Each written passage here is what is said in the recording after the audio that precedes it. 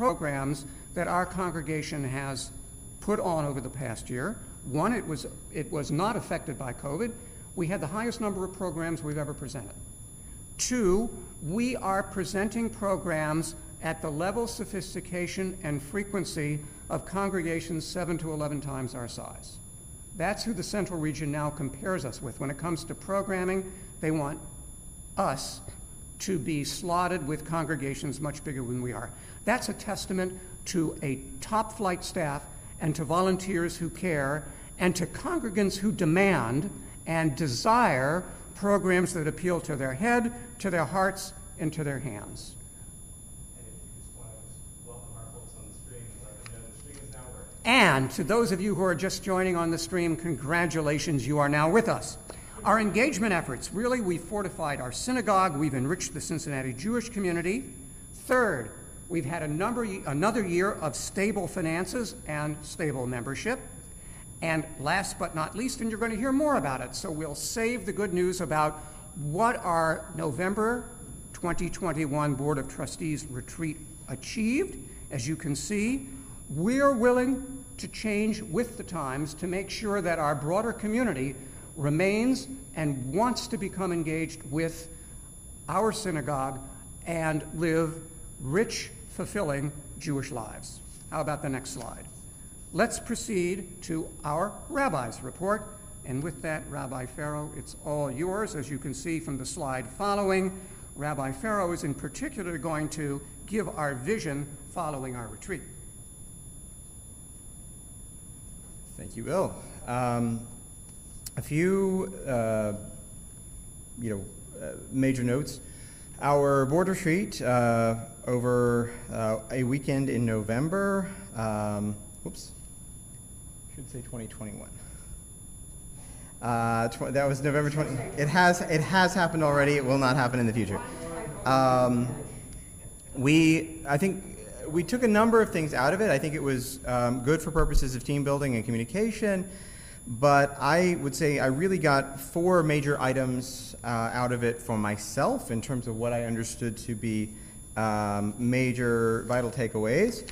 And those were, number one, the importance of small touches and what we've achieved with small touches in terms of connection, communication, little things like deliveries for Purim, for other holidays, being able to provide things to people when someone is sick, when they have a life cycle need, as well as little things like congratulations, welcome to the synagogue, things like this, just making a really big impression. And a very big portion of my gratitude on that goes to Rabbi Shapra for making that happen and for helping to actualize a vision that we had internal to staff. I also took the note that a lot of people saw ritual as programming, not as a standalone item among our concerns, but that it was, just as we might evaluate and think about the effectiveness and the constituencies that we're trying to reach with an educational program, with a social program, the need to do the same when it comes to our ritual programming and our ritual endeavors here in the synagogue. In addition to that, and connected with that, with ritual, is the significance of music. And ways in which we have not been maybe fully meeting some of the needs that some of our constituents, yourselves included, may have when it comes to music and being able to add more music to our services and being able to add more music to our programs in general. So we are really looking into that in the year ahead. As well, one thing that I heard loud and clear from our board members was the readiness and anticipation of seeing us fail forward, that we want to try new things in the coming year. We are trying new things, we have been trying new things, and where we see those things working well, that's great and it's encouraging, but even where we see things not working well, we're still able to see that there are lessons to be learned from that. So iterative learning and failing forward is a big thing for us. Also, in addition to all of this, not only looking at those small touches and being able to do more with that, I'm really encouraged by what I see in terms of the social fabric of our congregation.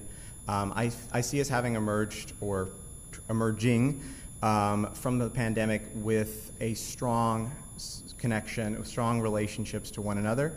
And in recent weeks and months, I've really been thinking a lot about how the lifeblood of this congregation is in the relationships that exist between and among our congregants. It's not to sell ourselves short in the staff, not to say that there's not a lot of significant stuff that goes on when people will volunteer and do work, but there is just so much in terms of those social relationships and those social connections that we really, that is what makes this congregation a congregation and makes it a community. The other item that I am taking going forward, and I'm thinking about a lot in the months ahead, is a process of revisioning, thinking about our vision, our mission as a congregation.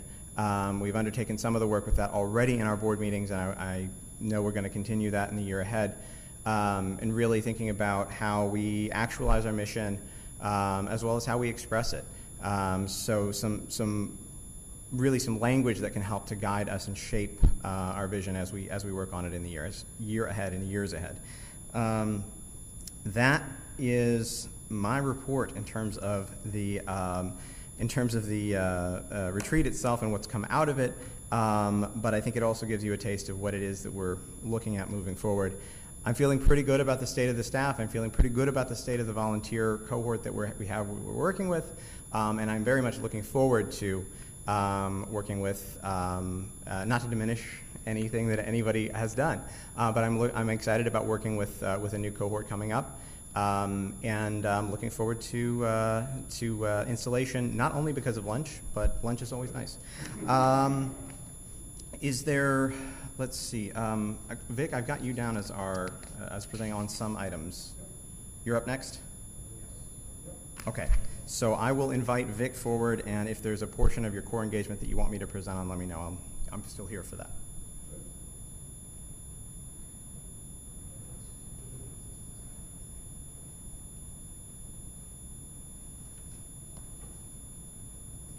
Well, this is good news for those of you that don't know that I had surgery coming up on 4 weeks for a pinched spinal cord. I'm actually walking, and I'm here. So it didn't take me nearly as long to get here as I thought. But it's good to see everybody here. I'm trying to find here some of the core engagement items. There isn't all that much, but there's a couple of things that I did want to bring to the attention of the congregation. And one of them is fundraising that falls under the core engagement. And the big thing that we had last year during the COVID period was Rabbi Alper. And that was a lot of fun. I think a lot of people came, got a lot of comic relief, just to be truthful, because he got people really excited and happy. And that was really a very nice fundraiser when we were all a bit concerned whether it was really going to happen or not. So at least that's in the past. And coming up, everybody got their magazine. I'm going to do the promotion now of the Pop, Rock, and Swing event that's coming up next month. It's not that far off. We're hoping everybody can get their reservations in. This is going to be an exciting evening where we will have some basically local people that are going to entertain us as they would if Frank Sinatra, Judy Garland, and Elvis were here. So we look forward to having everybody come by, and it just should be a fun evening. And as for everything else on the core engagement, that's going to change this coming year with Tammy Meyer when she is elected. So I just wanted to bring to the attention really that the core engagement, where I had a number of pieces of responsibility, a lot of it swung around the fundraising, and we certainly appreciate everybody in this room and those people at home and any people that have come as guests for supporting the congregation, and we look forward to having that same support in the coming year. Thank you.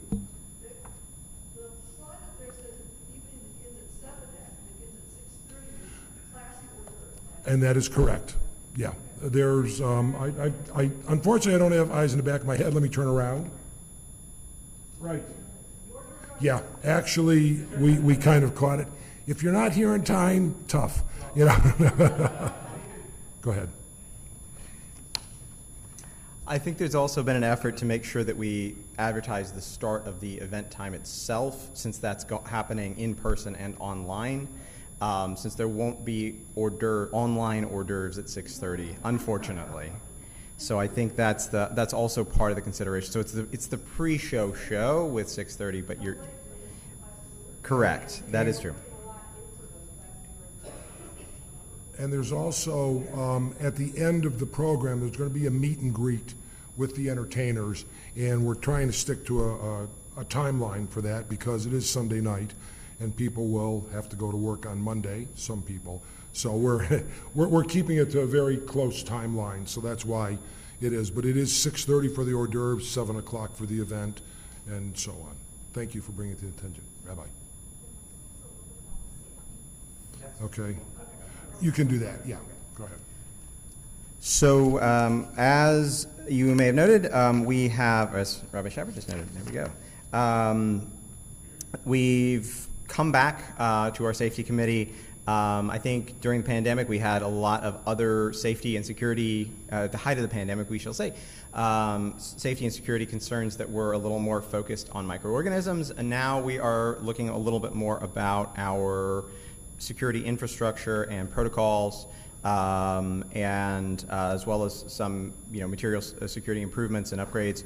We are working with Jewish Federation, with Safe Cincinnati, with the Secure Community Network, and we're updating that, but we've been having our regular safety and security meetings again. We do have some training sessions scheduled in May. Yeah, we've got some safety. Well, we'll say they're there, and the dates are on our calendars. We will also be looking at additional future grants as well. I'm going to use my copy because it has the highlights. We will move to the next slide. We also, and this is largely Rabbi Shepard's doing. Many of you are aware, have been working on our archive with the American Jewish Archives. And this is a new thing for us. They approached us, as I recall. No, we approached them. Okay. I knew the conversation with Dana was ongoing. Dr. Dana Herman has been a big help in that, and Rabbi Shepard's been a big help in that as well. And they've coordinated and worked on creating an archive here, which preserves a lot of great records for us and a lot of great memories. And you can check out some of those in the current edition of the quarterly magazine. In the world of marketing, next one. Yeah. You have the dates for the screening. Yeah, May 12th, Thursday, May 12th at 10 a.m. Sunday, May 15th at 1 p.m. We're having security trainings, so for those who can come to either of those, it'll be an opportunity to familiarize yourself with some things about the building and good safety practices here. Marketing and publicity, next. That's the slide. Yes. Big things to note on this one. Our website, we continue to make some upgrades and improvements. A lot of some of the core functions of what goes on with the website in terms of calendar and in terms of registrations for events. We have maintained our dependence on ShulCloud for that. So ShulCloud manages our accounts and manages our payments and things like that for membership. So a lot of stuff does still run through that, but for more kind of a rotating billboard as we have it, it's sort of publicity. The sort of shinier website that we use through WordPress we're constantly building that, and we're adding some resources to that over the course of the next several weeks and months. Weekly updates, messages, etc., and the magazine and newsletters, as well as social media. We continue to work on that, and I'm glad that we've got a professional who can devote time to that. Yes.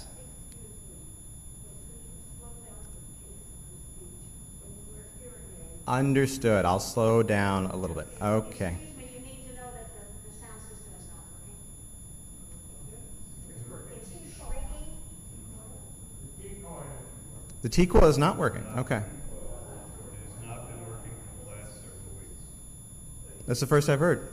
You just get a high-pitched sound when you put it on. Okay. Thanks for letting me know. Okay. Yard sites, we've been doing, move on to that. We've been doing check-ins around yard sites and significant milestones. We have also been continuing to send birthday and anniversary cards, or restarting sending birthday and anniversary cards. And that is, nope, one more slide. Also on this subject of relationships and relationship building, a social program that's been pretty successful for us. Sandy Spitz has been maintaining this Let's Schmooze, and I find this to be a good leaping off point for us to think about some additional ways to build those relationships and cohorts. Carol Hershenson had an idea that we've been working on developing for Ritual, in terms of creating that sort of a group online for folks for a Friday evening, so that there's a way for people to connect for a pre-Shabbat dinner or a Shabbat dinner, and we're working on implementing that over the summer months.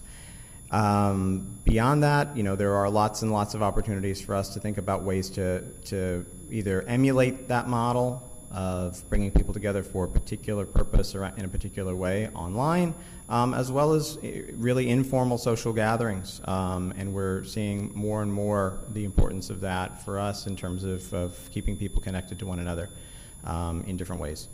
That's what I have in terms of a report there for core engagement, and I will be glad to either turn it back over to Bill or to Rabbi Shapra. Would you like me to run the slides? Okay.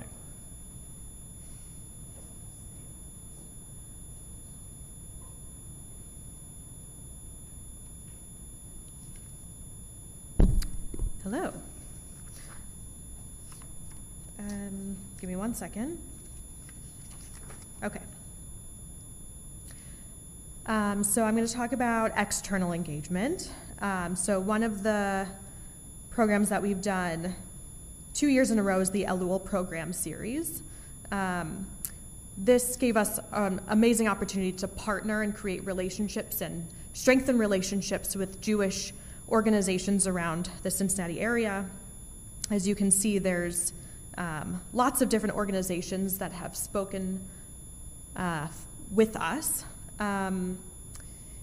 We also worked more on our marketing materials, and we bought some new technology that we've been able to use for a lot of our meetings. The 360 camera is very, very cool. And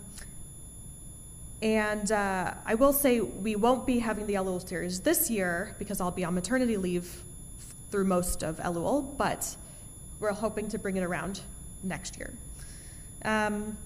We also, so next slide. We also have participated, I think this is the second year in the Ish Festival, which is once again partnering with different organizations in the Jewish community. Thank you to Joe Zucker for, he's not here, but for helping us set up and for being there almost all day, and for everyone else who volunteered. Kirli's, I think you were there too. We have also worked on expanding our young adult programming.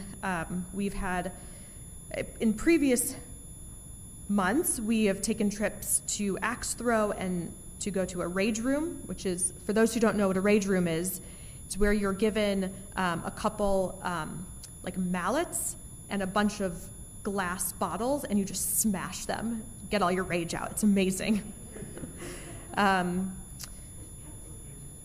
It was great. Recently we have started, actually I don't know if this is in here, but I will talk about, oh, it is in here. Okay. Next slide. I'm going to hold off on that. Again, repeating an event, we went to the menorah lighting at Newport. which was not so well attended this year, but the menorah lighting at the zoo was very well attended. We had a lot of young families, a lot of music, a lot of really fun stuff. Also, working with our partnership with different Cincinnati organizations, which is the zoo and Newport, kind of expanding our name to get ourselves known in the community.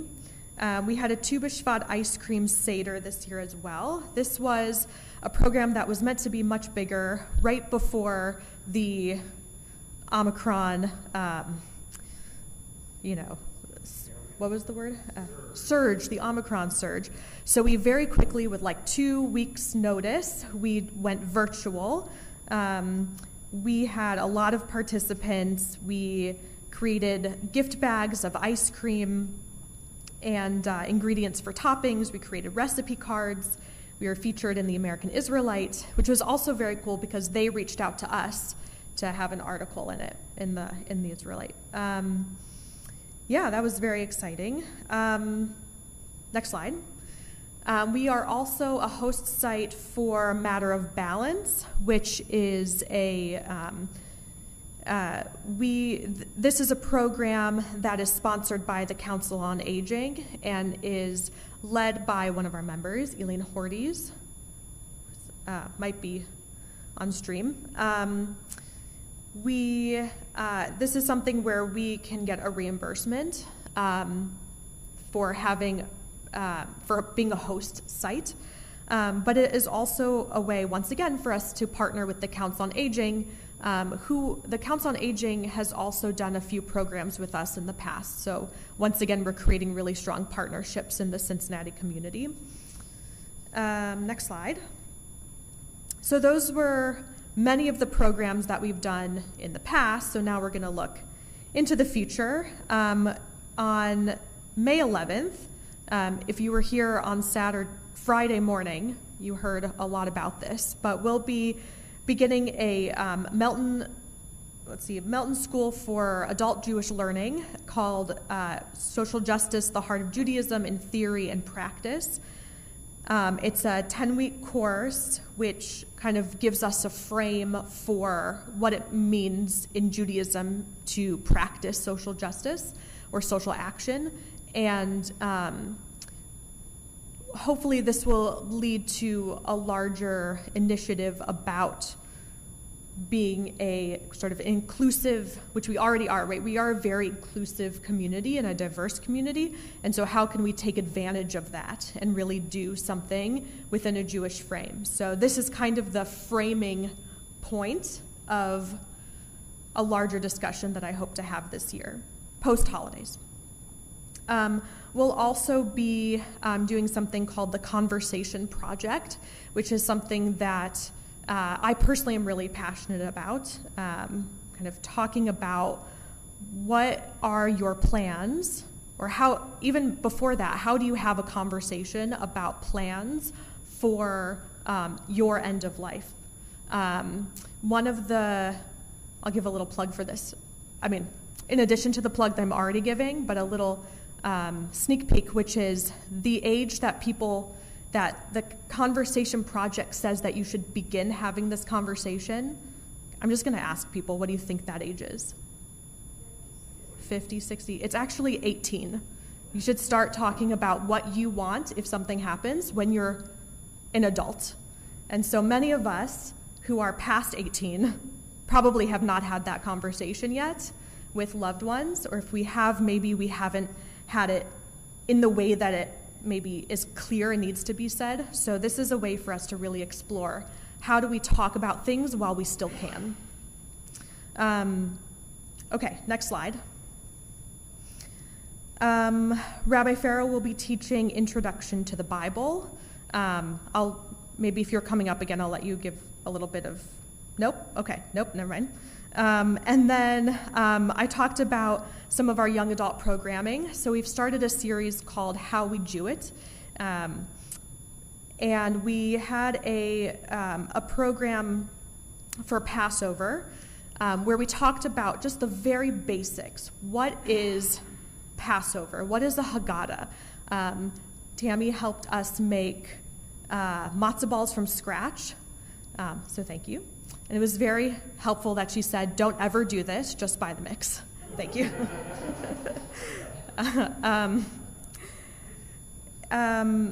But this is a program that's not just meant for young adults, but for people who are exploring Judaism, maybe interfaith families, just to get an idea of what is Judaism. So our next program, well, I'll say this, the reason we're doing another program is at the end of the Passover series, one of the young adults who is not a member said, are we going to do another one of these? Which was amazing. So we're going to do one on Shavuot. We'll make some cheesecakes, and then we'll talk about what is Shavuot, how do we celebrate it as Jews, and just the very basics of it. Okay, and that's it. That's in the report, but there's much more happening. But for now, I'm going to turn it over to David. I have you as ritual, David. I'm going to make your report. I'm going to let Bill do it. Okay, I'll do my best. Okay, so let's see. Good. Excitedly, we are returning to in-person services. We know that it will take time for us to get back to pre-COVID numbers, if we ever do. I think that's one of the beautiful things about having streaming is that we can get back to those numbers in a new way. We have post-service Kiddush, and yeah, that's very exciting. It's a nice chance to get together. We have also come back together for Sunday and Thursday morning in-person services, and then with also the live stream option. And I think it's once a month the religious school student, is that right, join Sunday morning services, which is great that we're finding a way to bring different constituents in the community together. Oh, Saturday.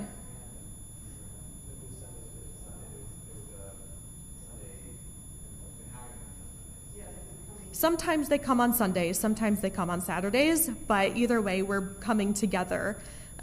We're trying to break down some of the silos. Tuesday morning, we are still doing Zoom services, and then there had been talks to create a joint community conservative daily minyan. This hasn't happened yet, but we'll continue to monitor this. Next slide. What's that? Well said. Thank you.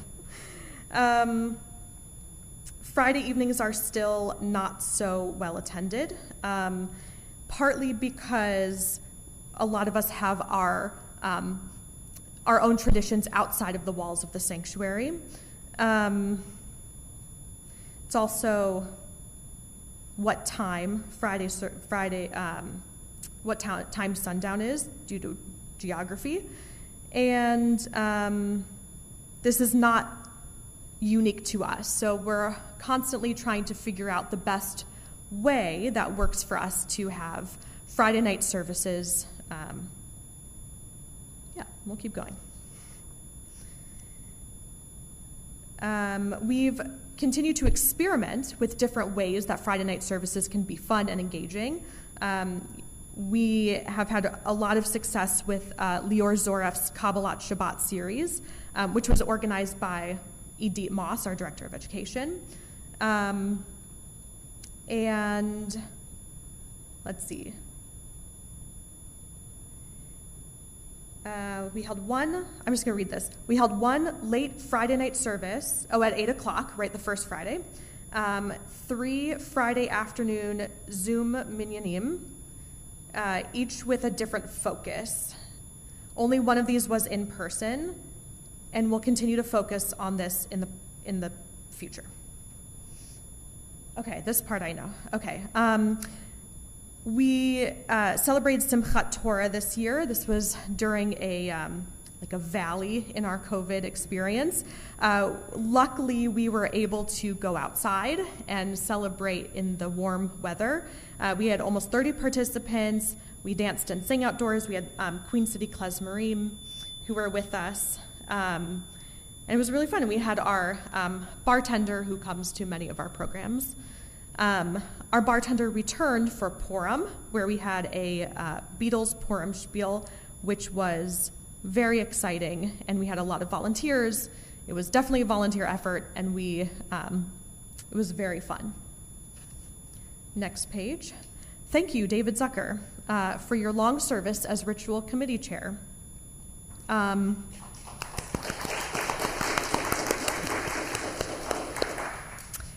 David will be transitioning to other equally valuable volunteer activities, and Barry Wolfson will be our upcoming Ritual Chair. This I do not say facetiously. We are truly grateful to David for his leadership, ideas, and dedication. And a quote from David: "It has been a pleasure and joy to serve as chair of the Ritual Committee. I want to thank both Rabbis Farrow and Barnard for their leadership. I also want to thank all of the Ritual Committee members and congregants who help us create the services that we all value. I look forward to passing on this role to Barry Wolfson at this time." Okay, I think I'm going to pass this over to Sarah or Bill for adult education. Sure. Okay, thank you. Sarah, why don't you come up? I feel more comfortable leading this. Sarah's the champ.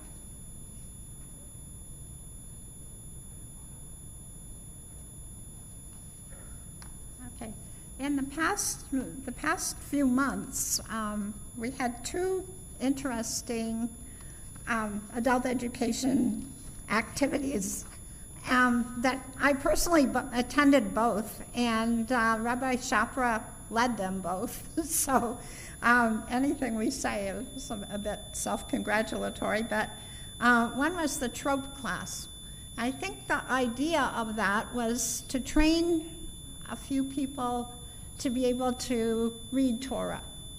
And I participated, even though my eyesight isn't up to snuff for reading Torah, but I thought the class was really interesting, and I really learned a lot. So I hope that will be repeated sometime, and I hope more people will take part. The other thing was the Jewish music series that was also hosted by Rabbi Shapra, and that was something that grew as the sessions went on. More and more people took part, and we learned about not only things that we call Jewish music that would be mostly Ashkenazic Jewish music, but we learned that there's Jewish music in all parts of the world, and we sampled some of it.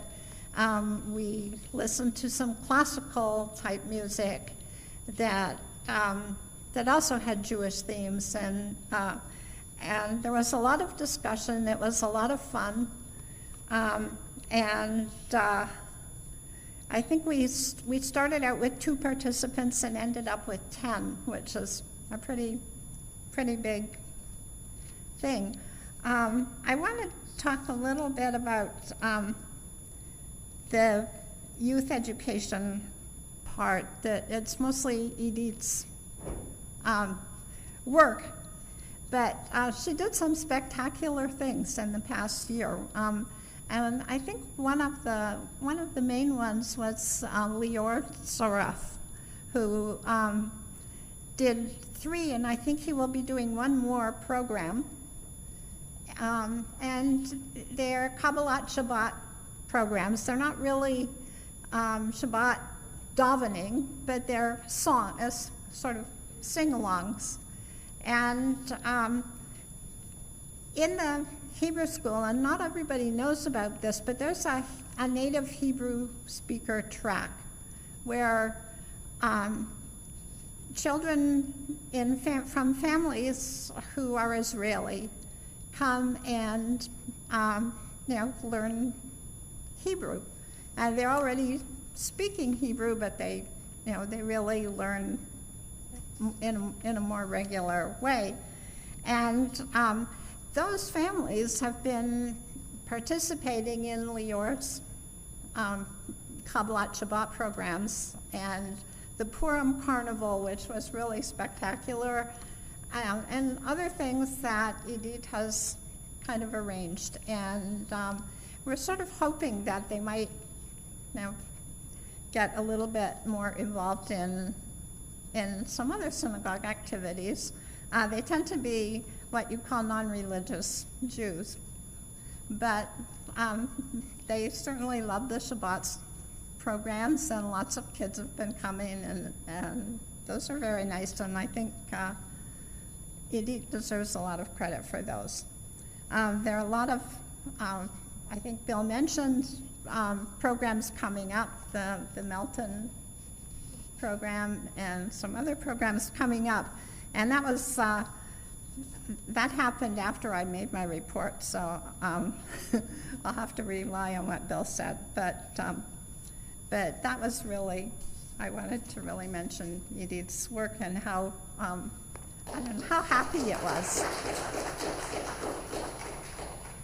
And what else have we got? Okay, I guess social action. One of the main social action activities that the synagogue has participated in for many years is this Over the Rhine Soup Kitchen, where 4 Sundays a year we've gone down, a group of us have gone down to the Over the Rhine Soup Kitchen. We've prepared the food either in the synagogue kitchen or in people's kitchens during the pandemic, and we heat and serve a nourishing hot meal to various whoever comes. During the time of the pandemic, we weren't really able to do that, so we prepared the food, and Edie Neusner took it down, and we gave a cash donation so that their paid employees could serve the food. And we're looking forward to being able to do it in person again, but we're doing another session on May 15th, I believe, and it looks like we're probably going to take food down again and have their employees serve it. It kind of depends on how the pandemic goes, but I think a lot of the people who serve are reluctant to go down. Sarah, I started publicizing this afternoon. I already had 3 volunteers, so it's coming along. Okay. For mid-May. Anybody else who wants to participate, let me know. It's a very worthwhile thing. It gives meals. I think right now they're doing it in Walnut Hills. The Over the Rhine kitchen has closed, at least temporarily. But it's very rewarding. You meet people who are just down on their luck and help them out.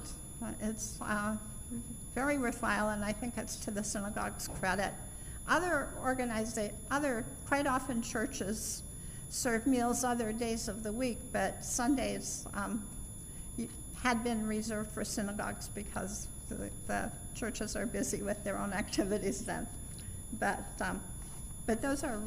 it's a really good program. And so that's it. Thank you. About what? Chazak. Okay. Yes. Chazak is a once-a-month program, and it's also been having trouble with the pandemic, but we're trying to get it going again. And I believe the next Chazak program is it in May? Okay, and it's a musical program, I believe, and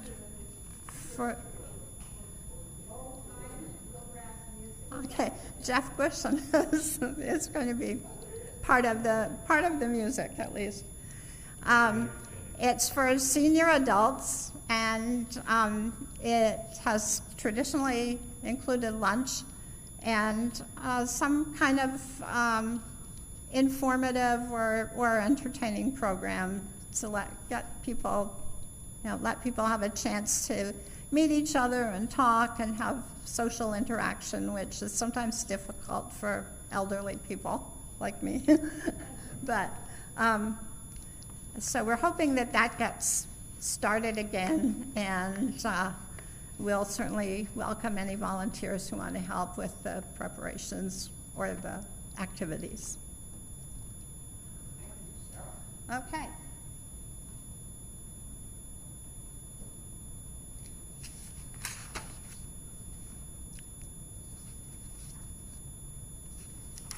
Let's move on to facilities.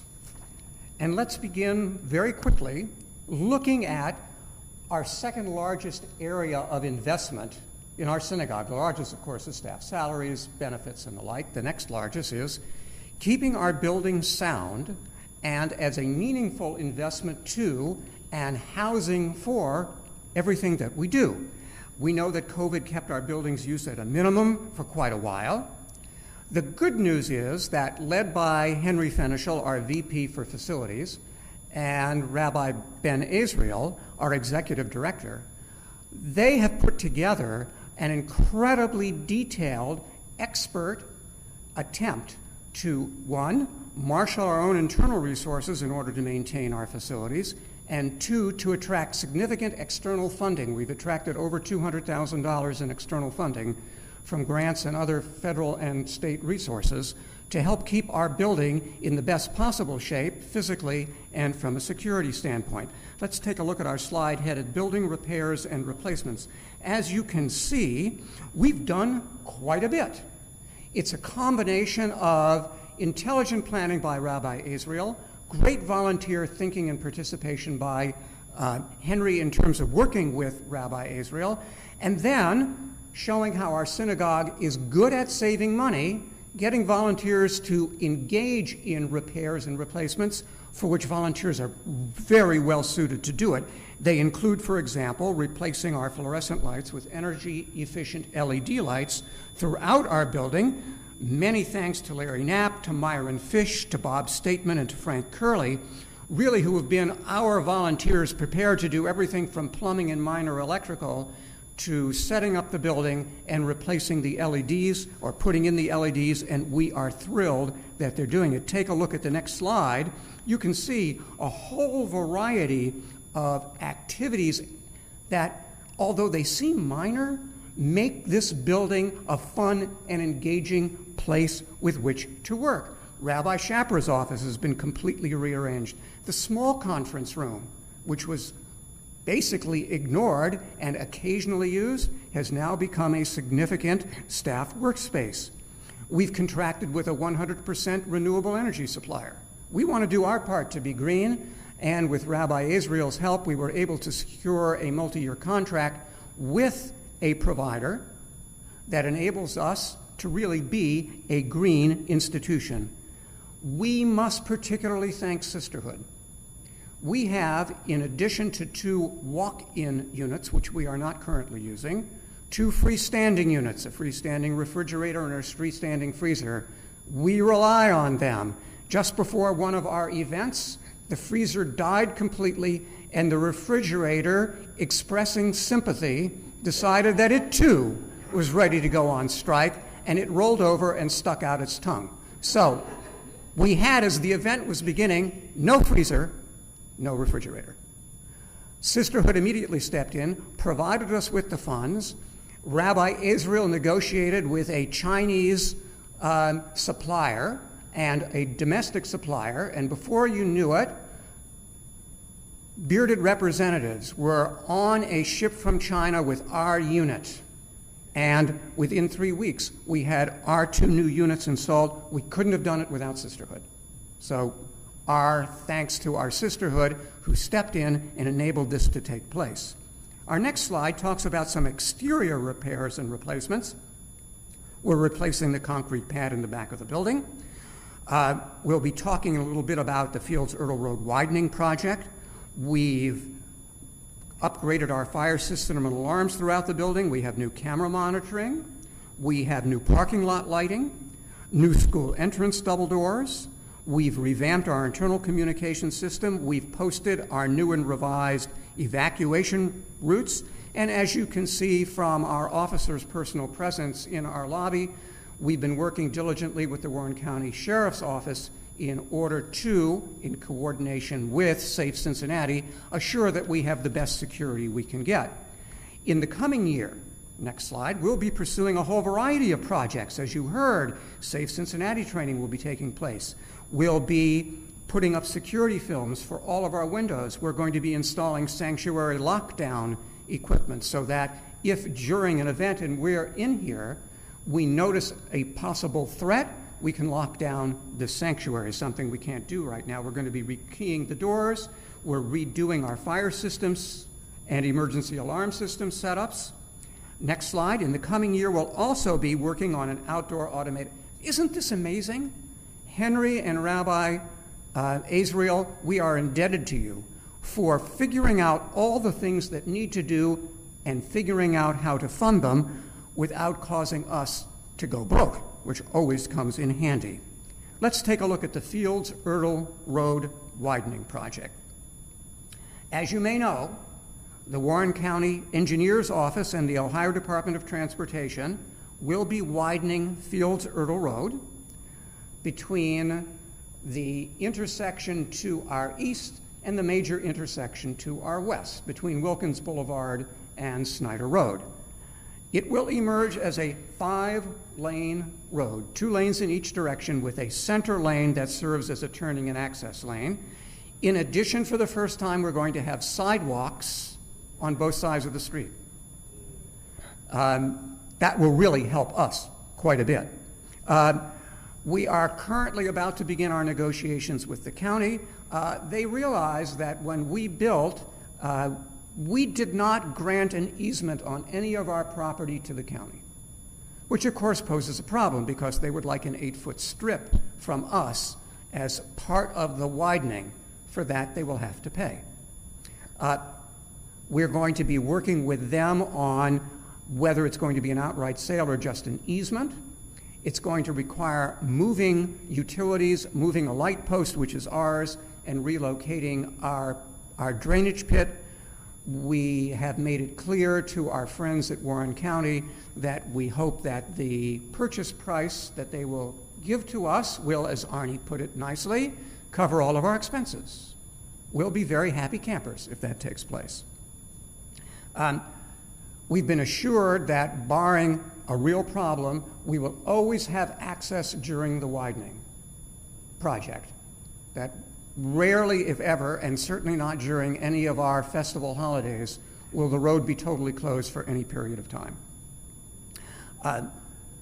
Neil Tennyson, our Warren County engineer, has been one of the major proponents of making sure we are treated as fairly and wisely as possible. He's already begun the process of letting potential contractors know that if they would like to pay a very reasonable sum to lease our parking lot to park construction equipment, and then, of course, restore the parking lot to the way it was before they parked it, we will certainly be interested in talking with them about that. A synagogue committee has been formed to work with the project officials. It's chaired by Vic Amsters. We've already held a series of meetings, and we are making very good progress. We're thinking about reconfiguring our cleaning and maintenance staff. As you can see from the slide right now, we rely on an outsourced cleaning crew that comes in once a week. We're trying to be budget neutral about this. This is one of many of Rabbi Azriel's brilliant ideas. Can we secure a part-time, handy person, maintenance person who can not only come on a regular basis, but clean when we need it and do minor repairs, supplementing the work of volunteers where it's really not advisable for a volunteer to do it. And as our building ages, we really do look forward to keeping it up to date and well maintained. Finances. This is the part I know you were all simply drooling to hear about. Good news from both Marty Cohen and Barry Wolfson, our treasurer and financial secretary. We had another year of very stable finances. Thanks to all of you, through your financial support of and investment in our congregation, we remained a strong, vibrant voice for Jewish life in northeastern Cincinnati. We have managed to run a surplus. Our second $50,000 payroll protection loan, we are good at snagging grants from government entities. We've gotten a total of $104,642, all of which was forgiven. It's all ours. We are completing our second significant security grant. We don't anticipate having to make any major repairs, but Rabbi Israel keeps an eagle eye out for the aging of our major equipment. Myron Fish has been absolutely marvelous in keeping our HVAC and other systems going at a very reasonable cost to us. Shul Cloud and Kesef doing what we want. We owe a debt of gratitude to Rabbi Israel for his ability, as you will see on the next slide, to establish an investment account system that really works. Barry reports that our membership has remained quite stable. We haven't grown, but we haven't shrunk. And in that regard, we are doing better than 90% of all organized congregations in the Central District, which has seen some significant overall shrinkage. We've managed to remain relatively stable. Kudos to our staff and volunteers for their willingness to be imaginative about and willingness to craft programs that can attract what we might consider non-traditional audiences. Edith Moss has been just simply marvelous. She has identified a cohort of Israeli citizens, many of whom are U.S. citizens as well, 60 to 80 of them who live, as it turns out, mostly in northeastern Cincinnati, who heretofore have been basically ignored by Jewish communal institutions. Well, she's figured out how to attract them, and many of them now want to financially invest in the continuing success of our synagogue.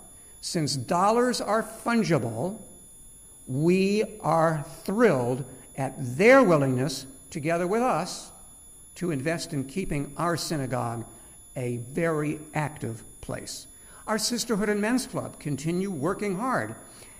Karen Lazier reports that Sisterhood continues to put together a full panoply of events, ranging from a welcome back picnic in July. The gift shop has reopened. It reopened in November and December, and on the next slide, as you will see, Sisterhood, thinking ahead just the way our board has thought about what should Northern Hills Synagogue be, has asked, what should Sisterhood be? And where should Sisterhood go with it? And as we noted, without Sisterhood's help, we would not have had the kind of infrastructure that we rely on operating refrigerators and freezers. The Men's Club continues to serve as our source for volunteers who set up our facility for high holiday, for festival services, and for events. They supply many of the volunteers for routine maintenance and repairs, everything from vacuuming to LED lights and to other kinds of activities, and they also are involved in our worldwide wrap. On to the President's report. As you can see, our synagogue community has really transformed the COVID pandemic into an opportunity to display just how healing and inspiring our community is and can be. On our next slide, we note that we offer, and you saw, an incredibly wide variety of programs and learning activities. Our engagement efforts are really second to none. Our Jewish Foundation of Cincinnati gave us a $250,000 grant 4 years ago. It was for a 3-year period. It enabled us to secure the services of what I regard as one of our most brilliant community workers, thinkers, and doers, Rabbi Shapira. The foundation is so thrilled with what we are doing, and you deserve a round of applause.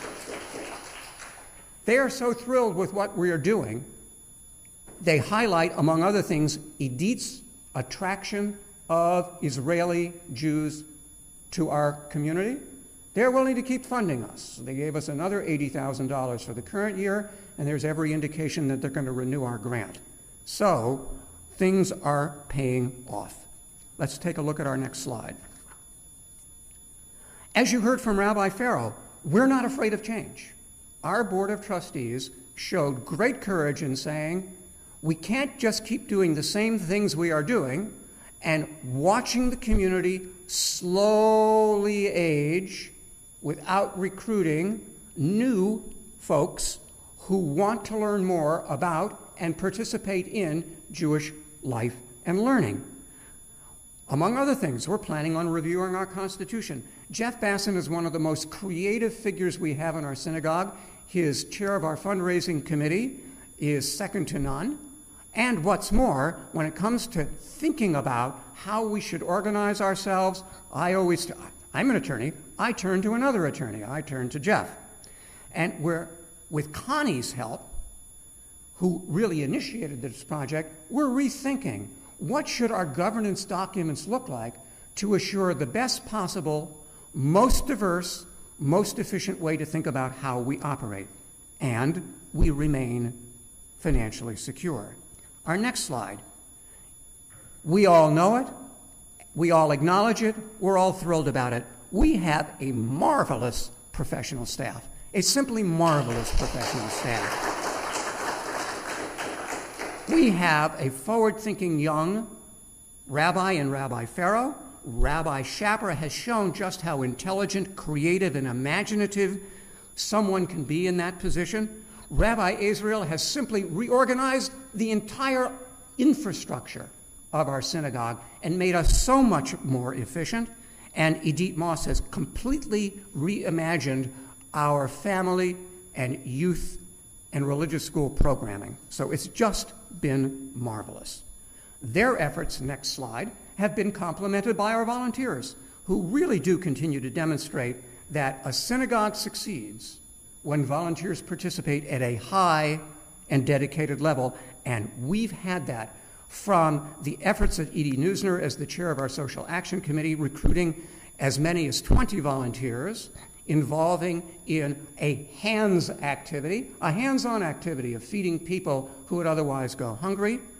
Volunteers who've been extensively involved in the heart, our religious and spiritual.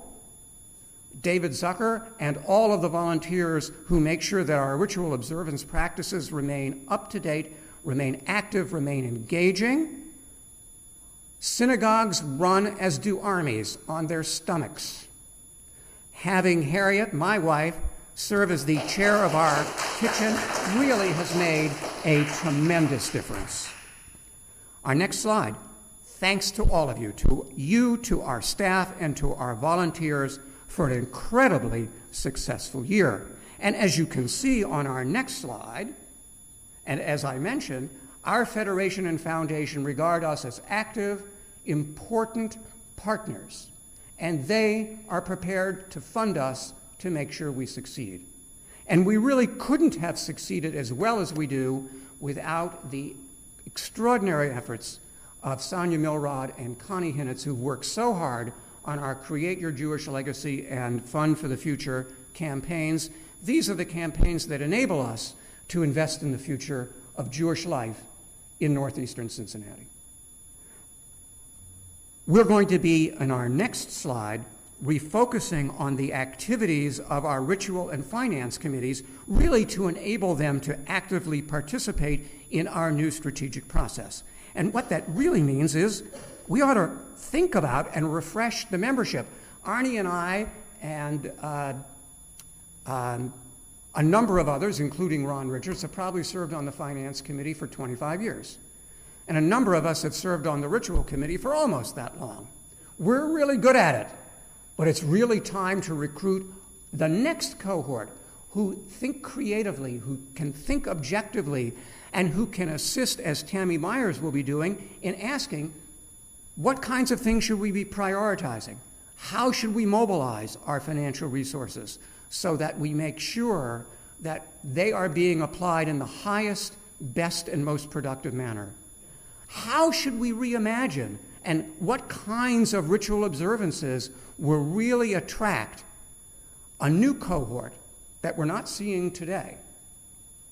To do that, if you're interested in thinking strategically about how we accomplish these two objectives, how do we prioritize and strategize creatively about our finances, How do we do the same thing on our ritual and observances? Let the office know that you're interested in serving on one of these two committees. We haven't asked that for years. We thought now's the time to ask. This is a great time as we are reimagining what we do.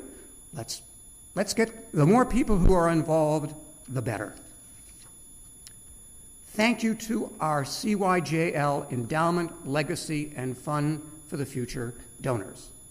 And here you can see on this slide, this is the first of a number of slides that list everyone who has participated in either our Create Your Jewish Legacy. What do I want to do when I'm no longer around to make sure that we have a thriving northeastern Cincinnati Jewish community anchored here at Northern Hills Synagogue? Many of you have invested with dollars today in our Fund for the Future and our endowment fund. So we thank everyone on the slide listed from Marty and Margaret Ackerman through Amy Frankel. Our next slide, which lists everyone from F2K. Our next slide, which lists everyone from K to S. Isn't this fun? Look how many donors we have. We're really doing, Sonia and Connie, thank you so much for the time you have spent to get these commitments. At this time of the year, we always try and remember with fondness and with gratitude our Fund for the Future and Legacy donors who we lost during the past year. During this past year, we lost Sandy Richards. Sandy has been, and in many of our minds will continue to be, a major inspiration, a common sense thinker, committed to Jewish survival, to Jewish thriving, never an unkind word, always imaginative, always cooperative, always willing to volunteer.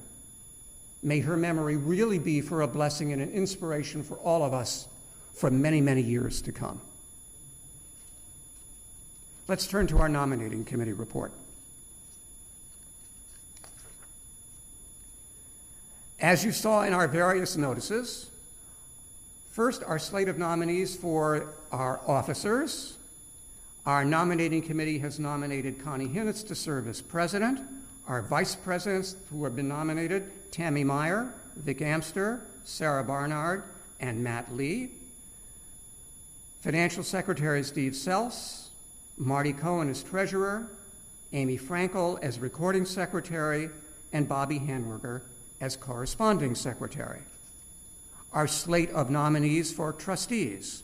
New trustees for a one-year term of office include Aaron Levinson and Barry Wolfson.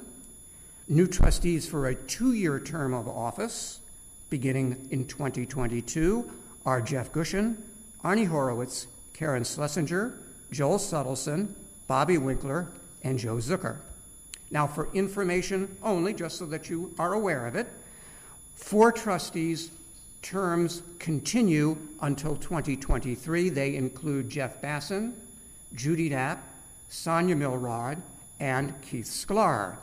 For information only, representatives appointed by our Men's Club and Sisterhood will, under our Constitution, become board members. And on our next slide, our Constitution does enable the President to appoint 3 trustees with the consent of the board. Under our Constitution, if the chair of the Ritual Committee and the chair of the Finance Committee are not otherwise serving as trustees, they must occupy 2 of those 3 slots.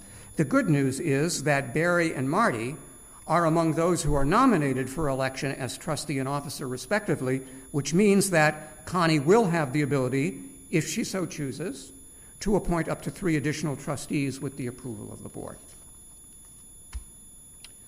May I have a motion to approve the nominating committee's report? David has moved it. All those in, we can even take a second. Oh, and how about a third? All those in favor of electing the slate as you've seen it? Aye. Are there any opposed? Any abstentions? Our slate is elected unanimously. Thank you all so much. In 2 Saturdays from today, I did it right this time, 2 Saturdays from today. As part of our Saturday morning service, we'll be installing these officers and discharging those who will no longer be serving in their current roles.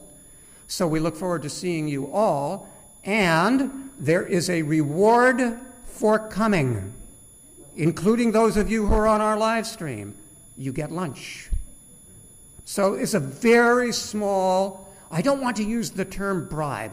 Shall we use inducement? So we look forward to seeing you all then. Thank you all so much for attending. I can't let Bill actually wander off without embarrassing him a tiny bit. Bill has been a tireless volunteer in so many ways. In fact, I think it is, Connie, a hard act to follow in some ways. I know we've talked about that because Bill has been such a presence here and will continue to be such a presence here. Not in an official presidential capacity, but in plenty of other ways. I presume that there will still be landscaping projects to be done and all sorts of other things going on. I personally owe Bill a deep debt of gratitude for making the beginning of my rabbinate smooth and comfortable and well supported by a volunteer leader. And I am sure that I speak for everyone when I say thank you deeply from the bottom of my heart. I forgot to, I didn't forget, I passed over it. Bill mentioned Harriet. He said he mentioned his own wife. I said, I should have mentioned my own wife. She was in the slides, but I do appreciate certainly the work that Cassandra's put into our marketing. I want to say also doubly, I hope that we will continue to see lots of wonderful and delicious foodstuffs as well in the time ahead. And we got to say that we have some, what do we have out there right now? We have cookies. We have cookies. So if you came in person tonight, you get a reward for coming, which is cookies. And I thank you, Harriet, as well for making our gatherings sweet and savory and fulfilling in literal and figurative ways. Thank you all for coming tonight, and Bill, again, thank you so much for your leadership and dedication. And I wish you all a Shavua Tov.